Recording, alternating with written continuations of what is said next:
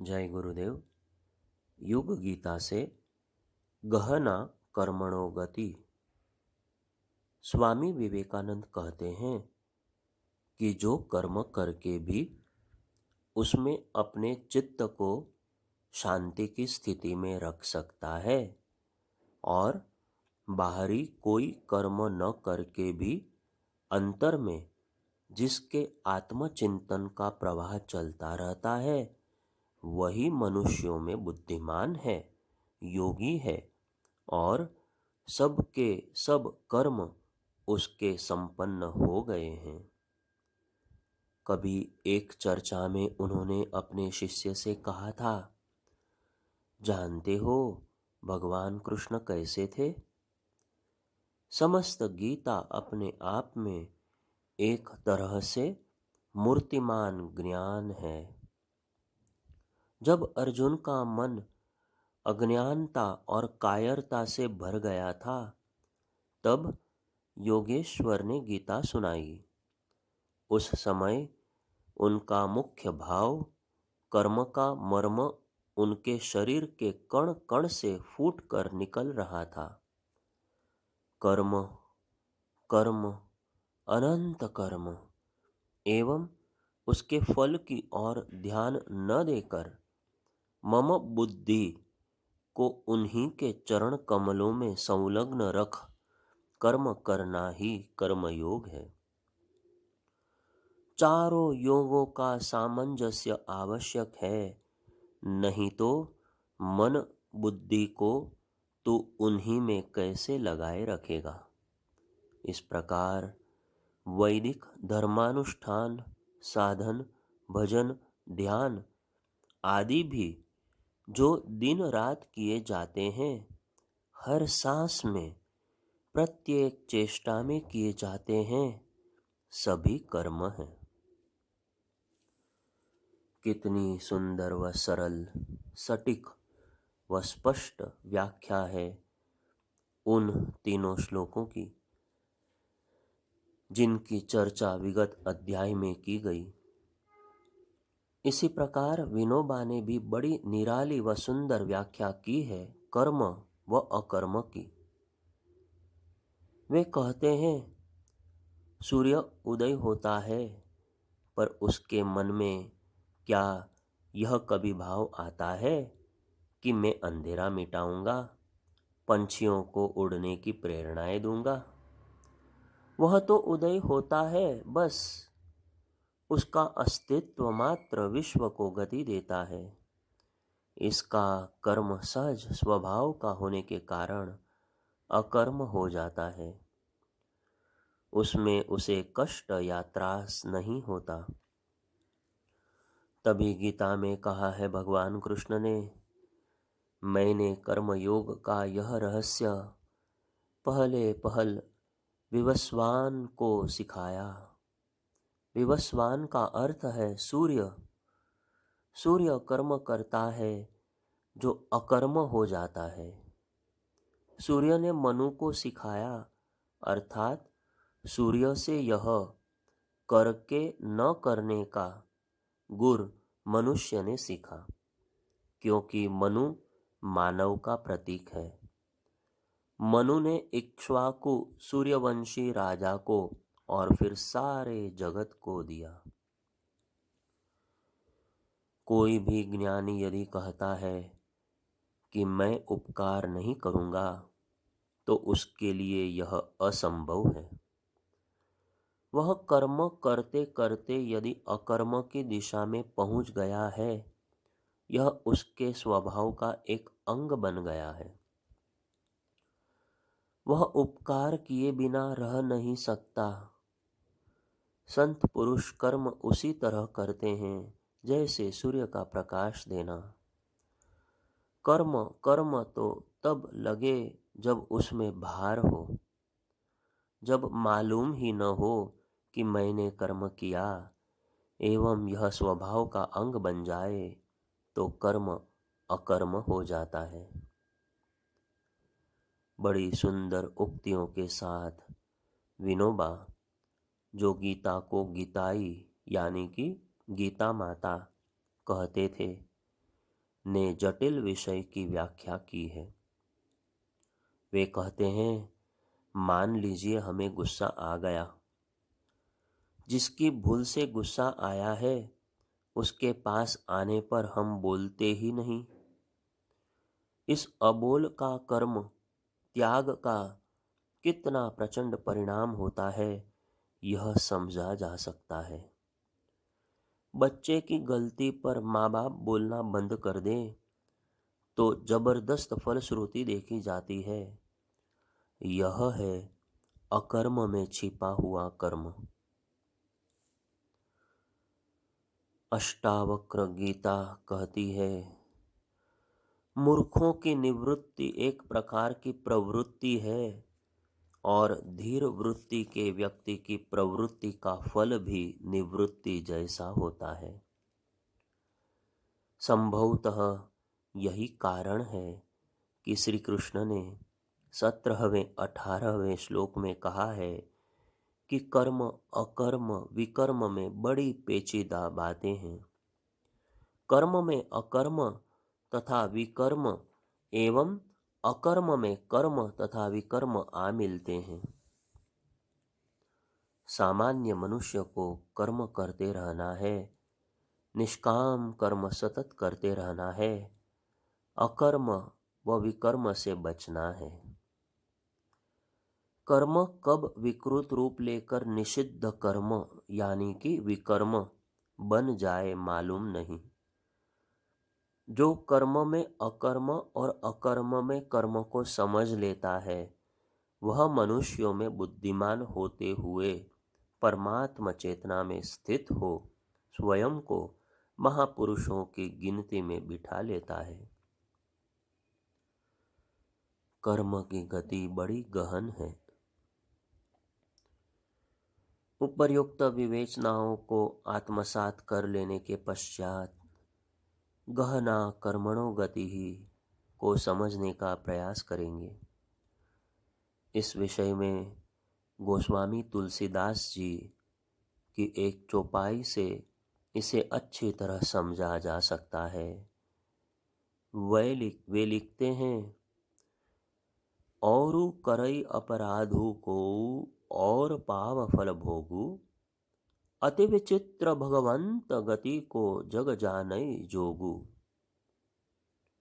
परमपिता परमात्मा के विधान को, उनके कार्य की गति को कौन समझ सकता है।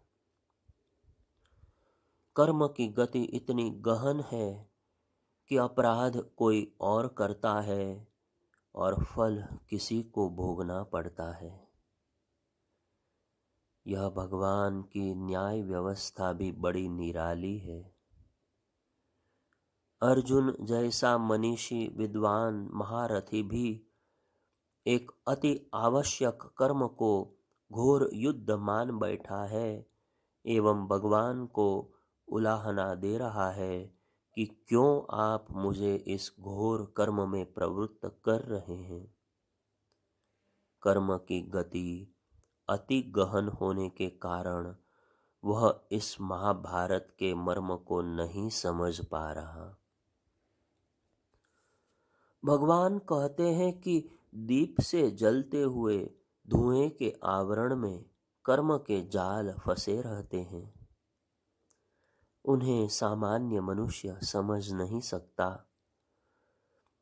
भारतीय पौराणिक इतिहास में एक महाराजा नृग हुए हैं। वे बड़े दानी व यशस्वी राजा थे। गोदान में एक ब्राह्मण को उन्होंने सैकड़ों गायें दे दी। इन गायों में एक ऐसी गाय भी थी जो किसी ने राजा को दान में दी थी।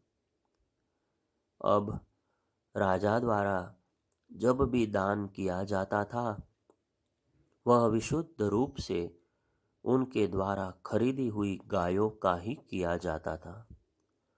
त्रुटिवश यह गाय उसमें मिल गई। जिस व्यक्ति ने राजा को दान में गाय दी थी वह राजा के पास पहुंचा और उसने शिकायत की कि आपने मेरे द्वारा दिए गए दान को किसी और को कैसे दे दिया। राजा बोले, भाई, कर्मचारियों से गलती हो गई, हम तो जानते भी नहीं थे। उसने कहा कि निश्चित ही आपको दंड भुगतना पड़ेगा। कर्मचारियों की गलती आपकी गलती है। आप सर्वोच्च पद पर हैं। दान जैसे कार्य में आपको सावधानी रखनी चाहिए थी। खैर, मृत्यु के पश्चात धर्मराज के यहाँ न्याय हुआ। धर्मराज बोले, राजा नृग, आपके पास बड़े पुण्य हैं।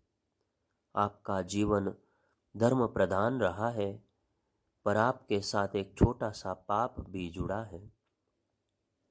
आप दान वाले प्रकरण में दोनों ब्राह्मणों का समाधान भी नहीं कर पाए। वह अनजाने ही आपसे गलती हो गई। पहले पाप का फल भोगना चाहते हैं या पुण्य का? राजा नृग की आत्मा बोली, पहले पाप का फल भोग करवा दीजिए। उन्हें गिरगिट की योनि में जन्म लेना पड़ा। द्वारिका में जन्मे, एक बड़े गिरगिट के रूप में कुएं में रहते थे। भगवान कृष्ण क्रीड़ा हेतु सहयोगियों के साथ उधर आए। देखा कि कुछ यादव पुत्र उसे कुएं से बाहर निकालने का प्रयास कर रहे हैं। बाहर निकलते ही उसने भगवान के ज्योति रूप में दर्शन कर लिए एवं उन्हीं की ज्योति में शरीर छोड़कर समा गए। राजा नृग ने पाप का फल भी भोगा एवं पुण्यों के फल स्वरूप थोड़ी ही जीवनावधि में भोग पूरा कर परम सत्ता के साथ अपने संचित पुण्यों के कारण एकाकार हो गए। कर्म गति टारे नाही टरई। उपरोक्त कथा यूं तो पौराणिक है, पर कर्म की गति कितनी गहन है, टारे नहीं टरती, इस तथ्य को स्पष्ट करती है। हम कभी कभी ऊहापोह में फंस जाते हैं। कौन से हमारे पुण्य थे जिनके कारण इस जन्म में भौतिकता के जंजाल से निकलकर हम भगवत कर्म में जुड़ गए। गायत्री परिवार से जुड़कर एक महान सत्कर्म में, ज्ञान यज्ञ में निरत हो गए, जहाँ हमें चारों ओर भगवान ही भगवान दिखाई देता है। यह सारा हमारा विगत जन्मों के पुण्यों का फल है। कुछ व्यक्ति अध्यात्म से जुड़ने के बाद भी उसके मर्म को, स्वरूप को समझ नहीं पाते। फिर भौतिकवाद में, लौकिक दुनिया की चकल्लस में उलझ जाते हैं। उनके पुण्य क्षीण होते चले जाते हैं। इस जन्म की साधना के अभाव में वे कुछ अर्जित भी नहीं कर पाते। अतः दुर्बुद्धि हावी हो जाती है। वह कर्म कराने लगती है जो कभी सोचा भी नहीं था। कर्म की गति बड़ी गहन है। कर्म फल विधाता का बड़ा अकाट्य सिद्धांत है।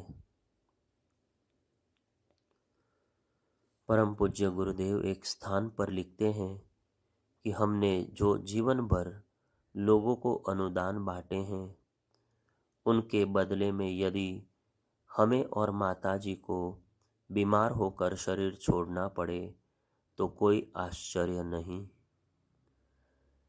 गुरुदेव माताजी ने सचेत स्थिति में सभी भोग कर शरीर छोड़ा, महासमाधि ली। रामकृष्ण परमहंस ने गले के कैंसर से पीड़ित होकर शरीर छोड़ा। जब महापुरुष अपवाद नहीं हुए तो हम कैसे बच सकते हैं? हाँ, परमात्मा चेतना में स्थित होकर आज से ही श्रेष्ठ कर्म करते हुए हमें अपने पुण्यों के अकाउंट में वृद्धि करने हेतु संकल्पित हो जाना चाहिए। निषिद्ध कर्मों से बचना चाहिए एवं निष्काम कर्म में लिप्त हो जाना चाहिए। परम पूज्य गुरुदेव की लिखी एक पुस्तक है गहना कर्मणो गति। इसकी भूमिका में वे लिखते हैं, निसंदेह कर्म की गति बड़ी गहन है। धर्मात्माओं को दुख, पापियों को सुख, आलसियों को सफलता, उद्योगशीलों को असफलता, विवेकवानों पर विपत्ति, मूर्खों के यहाँ संपत्ति, दंभियों को प्रतिष्ठा, सत्यनिष्ठों को तिरस्कार प्राप्त होने के अनेक उदाहरण इस दुनिया में देखे जाते हैं। कोई जन्म से ही वैभव लेकर पैदा होते हैं, किन्हीं को जीवन भर दुख ही दुख भोगने पड़ते हैं। सुख और सफलता के जो नियम निर्धारित हैं, वे सर्वांश पूरे नहीं उतरते। इन सब बातों को देखकर भाग्य, ईश्वर की मर्जी, कर्म की गति संबंधी प्रश्न व संदेह उठ खड़े होते हैं। वैज्ञानिक और आधुनिक दृष्टि से ही कर्म की गहन गति पर विचार किया जाए तो यह प्रतिपादित हो सकता है कि जो कुछ भी फल प्राप्त होता है वह अपने कर्मों के कारण ही है। सही दृष्टि विकसित करें। प्रस्तुत पुस्तक में उन्होंने पंचाध्यायी के माध्यम से पाठकों को चित्रगुप्त का परिचय कराया है।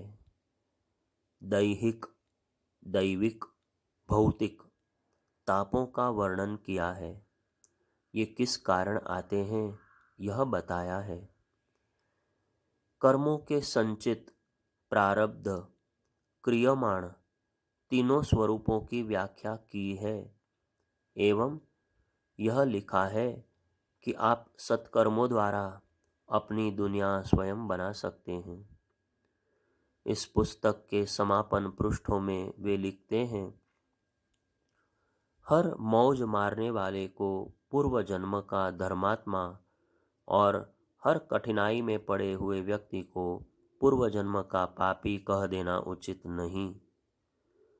सत्पुरुषों को पग पग पर कष्ट झेलने पड़ते हैं। यह पुण्य संचय कराने वाले, तपश्चर्या के निमित्त एवं अपनी सत्यता की परीक्षा स्वर्ण समान निखारने वाले दुख हैं। जब भी कोई विपत्ति आए, यह नहीं सोचना चाहिए कि हम पापी हैं, अभागे हैं, ईश्वर के कोपभाजन हैं। संभव है वह कष्ट हमारे हित के लिए आया हो। कर्म की गति गहन है, उसे हम ठीक प्रकार नहीं जानते, केवल परमात्मा ही जानता है। श्री कबीरदास जी ने इसी बात को इस तरह लिखा है, करता था सो क्यों किया, अब करी क्यों पछताई, बोवे पेड़ बबुल का आम कहाँ ते खाई। जब बुरे कर्म करता था तो क्यों किया, करने के बाद अफसोस क्यों करता है। जब बबूल का पेड़ बोया है तो आम कहाँ से खाएगा। साधन साध्य के अनुरूप होना चाहिए। बहुत सरल भाषा में संत कबीर ने कर्मों की गति हम सबको समझा दी है। भगवान कहते हैं कि जो उनके साथ योग युक्त होकर कर्म करता है, उसके कर्मों के स्वामी भगवान होते हैं। वह उन कर्मों का निमित्त मात्र होता है जो उसकी प्रकृति अपने स्वामी को जानते हुए उन्हीं के वश में रहते हुए करती है।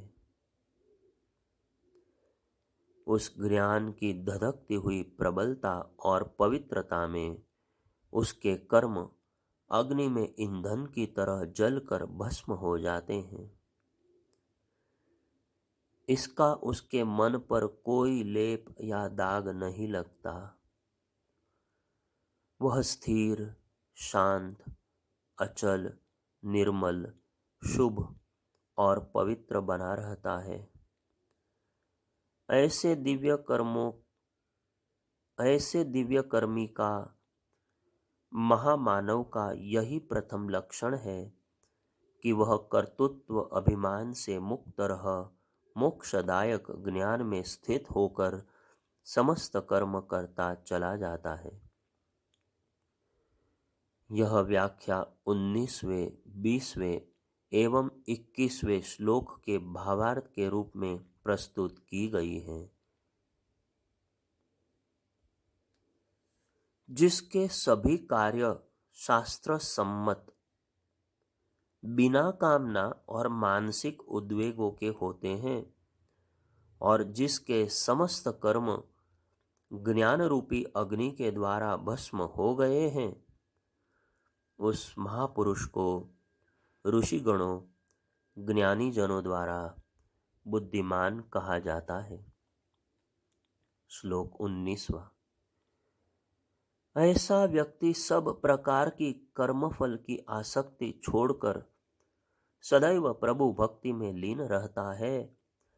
प्रभु के अतिरिक्त किसी अन्य पर आश्रित न होकर वह सब प्रकार के कर्मों को करते हुए भी वस्तुतः कुछ भी नहीं करता। श्लोक 20। जिसका अंतःकरण और इंद्रियों सहित सारा शरीर जीता हुआ है, जिसने समस्त भोगों की सामग्री का, संग्रह वृत्ति का परित्याग कर दिया है, ऐसा आशा रहित व्यक्ति केवल शारीरिक कर्म करता हुआ भी किसी प्रकार के पापों को प्राप्त नहीं होता। श्लोक 21वां। दिव्य कर्मी के लक्षण। उपर्युक्त तीनों श्लोक दिव्य कर्मी महामानवों के लक्षण बता रहे हैं। जहाँ कामना से मुक्ति मिल गई, वहाँ मानसिक उद्विग्नता का क्या काम। जहाँ कर्ता का व्यक्तिगत अहंकार नहीं होता, वहाँ कामना का रहना असंभव हो जाता है। ऐसी स्थिति में कामना निराहार हो जाती है, क्षीण होकर नष्ट हो जाती है।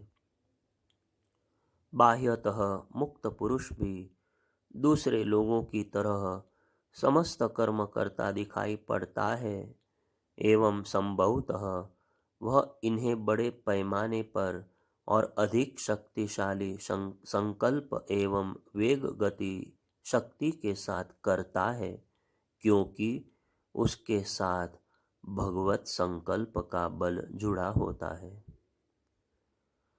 परंतु इन सभी उपक्रमों में, पुरुषार्थों में कामना से जुड़ी निम्न कोटि की इच्छाओं का अभाव होता है।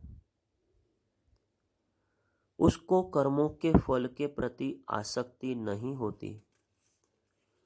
फल के लिए कर्म नहीं किया जाता, बल्कि सब कर्मों के स्वामी परमात्मा का एक यंत्र बनकर सारा कर्म किया जाता है। वहाँ कामना, वासना, अहंता के लिए कोई स्थान नहीं होता, क्योंकि यथार्थ में कर्मी तो स्वयं भगवान है। मुक्त पुरुष का अंतःकरण और अंतरात्मा कुछ भी नहीं करता। कर्म करती है वह प्रकृति, वह चिन्मय भगवती, जो अंतर्यामी भगवान के द्वारा नियंत्रित होती है। शब्दावली कठिन अवश्य है, पर बहुत कठिन नहीं है इन 3 श्लोकों के भाव को समझना। अभी तक चर्चा हुई कर्मों के विषय में, उनके वर्गीकरण व उनके स्वरूप के विषय में। अब यहाँ भगवान जिस विषय पर चर्चा आरंभ कर रहे हैं वह है कि कर्मों में पूर्ण पारंगत वाले दिव्य कर्मी महामानवों को कैसे पहचाना जाए। कुछ व्यक्ति ऐसे होते हैं जो अंदर से ही अव्यवस्थित होते हैं, अपने कर्मों को विषाक्त बना देते हैं। उनके द्वारा पूरा परिश्रम करते हुए भी अपूर्ण कर्मों का ही संपादन हो पाता है, जबकि अन्य लोग अपनी सुव्यवस्थित आत्मसत्ता एवं इच्छा शक्ति के द्वारा कर्मों को वरदान का स्वरूप दे देते हैं। किसी भी कर्म की महिमा उस कर्म में नहीं, लेकिन कर्ता के हृदय की श्रेष्ठता एवं पवित्रता में ही निहित होती है। तमाहुः पंडितम बुधाः, ऐसे व्यक्तियों को गीताकार ने पंडित यानी कि बुद्धिमान कहा है, जो बिना व्यक्तिगत कामना के एवं न किसी प्रकार की मानसिक उथल पुथल के कर्मों को करते रहते हैं। इसका एकमेव कारण यही है कि उनकी सभी वासनाएं स्वाध्याय जनित समझ और ध्यान जनित अनुभव में यथार्थ ज्ञानाग्नि में दग्ध हो गई है, जलकर भस्म हो गई है। जो जिस कार्य को हाथ में ले उसे दिव्यता प्रदान करे, वही सही अर्थों में ज्ञानी है, पंडित है। परम पूज्य गुरुदेव ने जीवन भर यही किया। उन्होंने कहा, यह कार्य महाकाल का है, युग के नव निर्माण की योजना परम सत्ता की है। हमारा संकल्प इनके साथ मिला हुआ है, हम निमित्त मात्र हैं, तुम भी हमारे साथ इस कार्य में जुड़ जाओ। यही हुआ। जो जुड़ता चला गया उसके कर्म दिव्य हो गए। ज्ञान की अग्नि में उसकी वासनाएं दग्ध होती चली गई। किसी का संकल्प व्यक्तिगत तब होता है जब उसके साथ कामना जुड़ी हो। कामना अर्थात अंधी दौड़, अतृप्ति, अंतर जगत में तीव्र हलचल। यह नहीं मिला तो कैसे काम चलेगा। कामना का अर्थ है अपनी इंद्रियों को तृप्ति मिले ऐसा प्रयास करना, अपने अंदर से शांति खोज पाने में असमर्थता एवं साधक वृत्ति का अभाव इसके लक्षण होते हैं। तृप्ति तुष्टि अपने अंदर खोज पाने में असमर्थता, दूसरों को देख देख कर पागल हो जाना, अंतहीन कामनाएं अपने अंदर पाल लेना, कामना से जुड़कर कर्म करने वालों की निशानी है। किंतु जिनके संकल्प समष्टिगत हैं, जो औरों के दुख में भागीदार बनते हैं, वे ज्ञानी दिव्यकर्मी कहलाते हैं, सदैव प्रभु में लीन रहते हैं तथा कभी पापों को प्राप्त नहीं होते। आगे की चर्चा कल करेंगे। जय गुरुदेव।